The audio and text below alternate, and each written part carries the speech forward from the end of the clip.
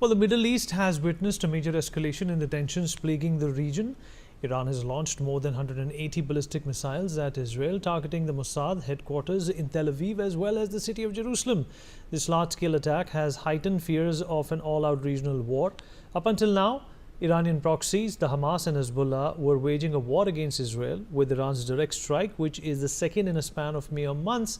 The situation is on the brink of spiraling out of control. Well, to talk more about this, Major General Sudhakarji, defense expert, is with us on the program. Major General Sanjay Soi, defense expert, also joins us on the program. General Sudhakarji, I'll begin with you. Well, there are a multitude of aspects, that we can talk about when it comes to this escalating war. There is the nuclear capability. There is, of course, the mistakes of the Western world. When you talk about the Obama administration, overlooking how Iran was developing its nuclear capabilities. We can also talk about, the support that Iran might get from Russia, because of obviously Russia at this point in time wants to antagonize the Western lobby. It wants to antagonize the Americans because obviously they support Ukraine. So they're on the opposite sides of the aisle. And then you also have the religious angle, the communal angle which exists, the two-nation theory which exists in this particular part. What do you make of this situation, sir? And which part do you think is a priority that the world should consider? Good evening, Vineet. Coming straight to the question, my take on your question is it has got more to do with terrorism on the face of this planet. I think Israel, to that an extent, will be able to forget the incident or the event that took place on 7th October ever in the history of its existence, 7th October 2023. But to respond further, allow me to share 2-3 timelines. First and foremost thing is this event is being driven. If it is spiraling out of hand, well, it is being driven by a timeline of 5th November 2024. Number two, today is 3rd of October. Another 4 days will be the first anniversary, 7th of October. That is a very important timeline where the Hamas would be expecting to celebrate, no matter the losses that they have been inflicted with. Number three, most important, is the political staying power of Netanyahu has actually significantly taken a quantum jump consequent to neutralization of Nasrallah, the Hezbollah chief. This has been a big achievement that anyone would, in his place, would celebrate, because the security, safety of his citizens that he is accountable for has been best addressed in times of the historical perspective and also future perspective of Israel for peaceful existence in this area, given the fact that this particular nation state is surrounded by forces which are inimical to its existence. Last but not the least, we should be mindful of a fact that any other conflict anywhere taking place in the world is generally between two warring parties or stakeholders. There is a contiguity of the geography. In the instant case, there is a lack of contiguity of the geography. The interstate distance between Iran and Israel being 1800 to 2100 kilometers, it is not unlikely to witness any kind of a conventional military operation. So it has got many meanings and implications. When you come back for the second round, maybe I'll elaborate on certain issues. And to sum up in response to your question, what I would say is that it is being driven. There is an element of religion. There is an element of the staying power of politics of the present leadership of Israel. There is also a win-win kind of a leveraging from the incident or the event by going after the Hezbollah. In respect of the elections, the Democrats are actually upswing. Their TRP is going up, and having lost significantly in the Ukraine-Russia war, this perhaps is going to be a kind of a saving grace as far as Kamala Harris is concerned. So I don't know the consequences, but this is how the turn of events are actually helping out. And last but not the least, there is a self-esteem of a country. That is, Iran has been subjected to successive attrition, one after another. The political leadership, or the call about the Hamas leadership or the Hezbollah leadership, the 4H that we talk of, and often we miss out the fourth one, The three edge significantly are the Houthis or the Hezbollah and the Hamas. They are the primary targets as far as Israel is concerned and being backed by Iran. When we talk about Iran, it is not Iran alone. Iran is being tacitly or being by backdoor diplomacy, they are being supported by the axis of evil. So there is an axis of resistance which is operational in Middle East.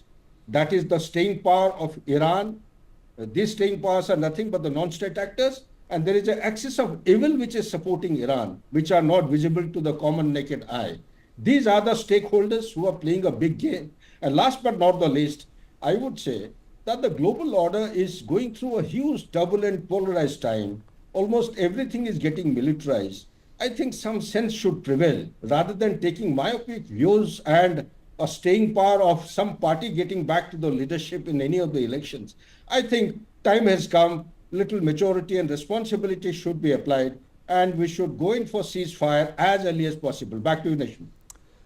All right, good points there, sir. Well, in a statement, G7 leaders have condemned the Iran attack on Israel. They expressed, and I quote, strong concern over the crisis in the Middle East, but said a diplomatic solution was still viable and a region-wide conflict was in no one's interest. Now, Iran has rejected this statement and termed it as biased and irresponsible.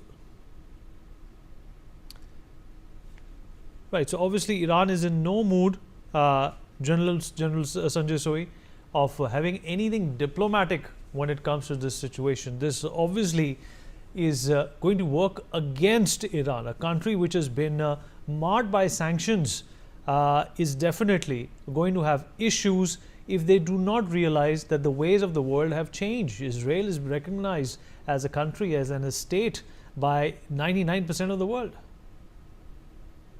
Absolutely, Vineet. In fact, now in view of the present situation, of course, one has to see that what is happening at present. After the attack, Israel has to respond. When the big question is when and how. Should they respond immediately or should they respond later on at a later point of time? So, if they go by emotions, they will go immediately, but if they, from the military mind point of view, one should be deliberate in retaliation, one should be selective, and one should go pinpoint. That is one point.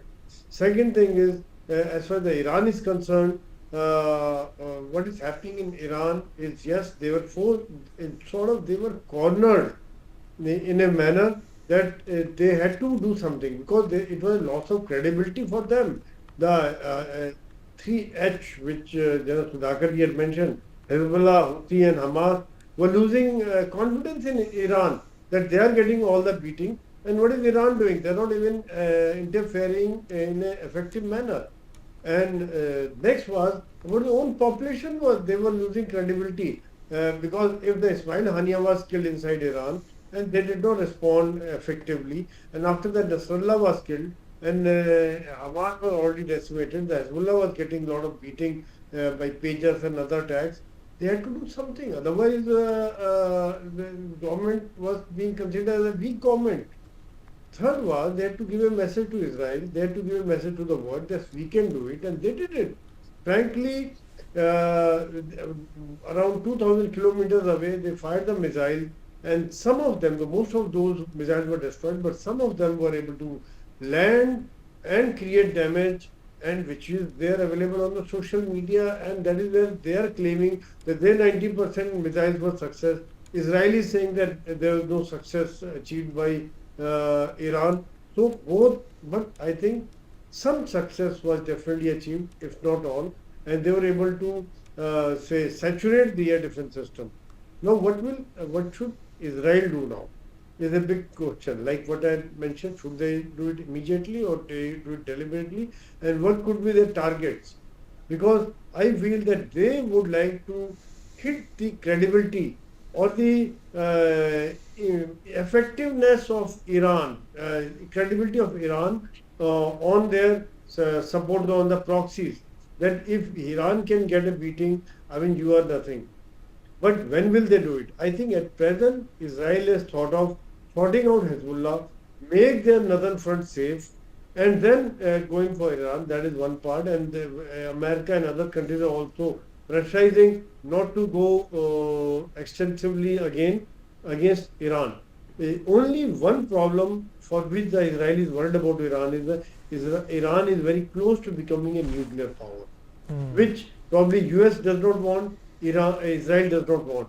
That is one target which I feel would be the target number one for Israel, to destroy and set them back by a few years, set back their program. They, though America want them, and I think they will also not do it, attack the facilities which may cause the radiations, but definitely they would try to do something either by AI, using the autonomous weapon system, or killing the scientists, or using the virus, something or other unorthodox method they will try, because hard kill is very, very difficult. Their nuclear facilities have been embedded and made deep inside the mountain cave. It is said that maybe they're 1 kilometer deep and inside the mountain cave, where probably the GBU may not be so effective, the bunker busting bombs may not be so effective. So they'll have to look for something, but that is one target which will be primary target. And second thing which has happened is, so far only non-state players were fighting against Israel. Now this is the first time a nation has fought against Israel. They have attacked Israel. So dynamics are totally different. Other nations are also getting involved, say Syria, Iraq. Iran is carrying out attack. There's a news that they carried out an attack in Syria on a Russian base, where a craft was waiting for weapons to be taken for Hezbollah. So the risk of further escalation is tremendous. Probably that is where probably world is worried. The oil prices have already gone up. Share price markets have already crashed. The world is absolutely looking at the developments, how the things will go. Vinny. You're absolutely right, sir. And Russia has started evacuating